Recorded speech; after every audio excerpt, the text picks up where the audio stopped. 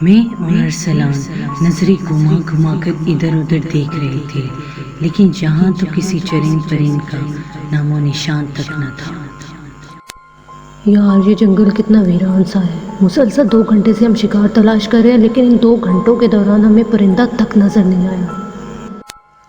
ارسلان نے اوپر درختوں کو دیکھتے ہوئے کہا، تمہارا ہی خیال تھا کہ ہمیں اس جنگل میں جانا چاہیے۔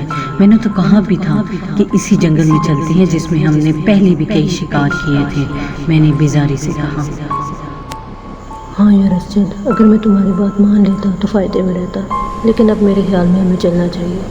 ایک تو یہ جنگل اتنا بڑا ہے کہ ختم ہونے کا نام ہی نہیں لے رہا۔ ارسلان نے مایوسی سے کہا، نہیں، میرا خیال ہے ہمیں تھوڑا آگے جانا چاہیے، ہو سکتا ہے شکار مل ہی جائے۔ میں نے چلتے چلتے کہا اور ارسلان نہ چاہتے ہوئے بھی میرے ساتھ آگے چلنے لگا۔ آج موسم بہت ہی خوشگوار تھا، آسمان پر کالے کالے بادل چھائے ہوئے تھے۔ میری نظر میں آج شکار کے لیے موسم بہت اچھا تھا، لہٰذا میں نے ارسلان کو فون کر کے اپنے گھر بلایا اور اسے شکار پر چلنے کو کہا تو وہ تیار ہو گیا۔ میں نے اپنی ریوالور اٹھائی اور ہم دونوں جنگل کی طرف چل پڑے۔ جب ہم جنگل میں داخل ہوئے تو اس وقت شام کے 5 بج رہے تھے۔ اس جنگل میں ہم آج پہلی بار آئے تھے۔ ارسلان کے ہی کہنے پر میں اس جنگل میں آیا تھا، ورنہ میرا ارادہ تو دوسرے جنگل میں جانے کو تھا۔ ابھی ہمیں یہاں آئے ہوئے 2 گھنٹے ہو چکے تھے، لیکن ہمیں کوئی بھی شکار نہیں ملا تھا۔ یار اسجد، اب ہمیں واپس چلنا چاہیے۔ میں تو بہت ہی زیادہ تھک گیا ہوں اور ابھی تھوڑی دیر میں اندھیرا بھی پھیلنے والا ہے۔ ارسلان نے ڈوبتے سورج کو دیکھتے ہوئے کہا۔ میں نے رک کر ایک نظر سورج کو دیکھا جو بس ڈوبنے ہی والا تھا۔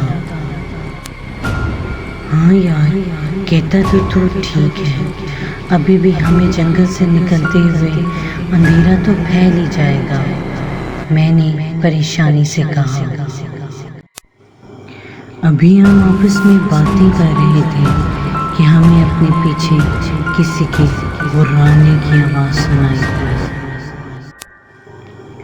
جب ہم نے پیچھے دیکھا تو ہمارا سانس اوپر کا اوپر رہ گیا۔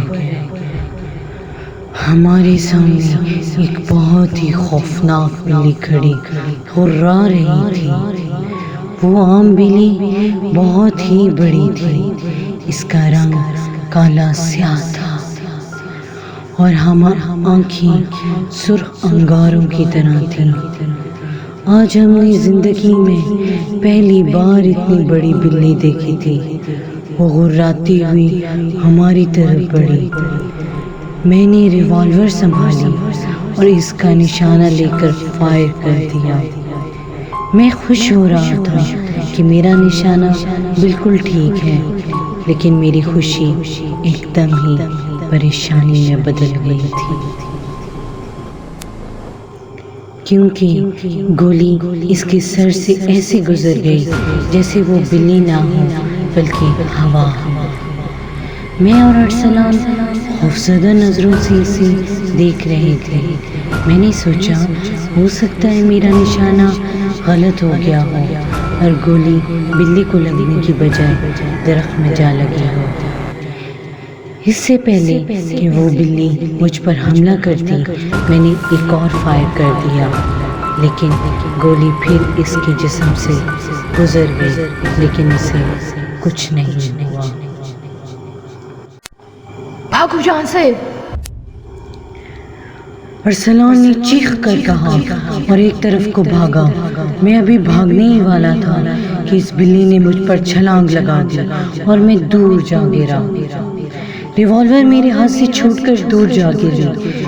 گرنے سے مجھے کافی زخم آئے تھے، لیکن میں ان زخموں کی پرواہ کیے بغیر ہی اٹھ کھڑا ہوا اور ایک طرف بھاگ کھڑا ہوا۔ چھوٹے چھوٹے راستوں کو پھلانگتا ہوا میں بھاگ رہا تھا۔ میں کسی طرف جا رہا تھا، اس کا مجھے کچھ علم نہیں تھا۔ مجھے آہستہ آہستہ بڑھتے ہوئے اندھیرے سے بھی خوف آ رہا تھا۔ میرے پاؤں میں کانٹے دار جھاڑیوں کے کانٹے چبھ رہے تھے۔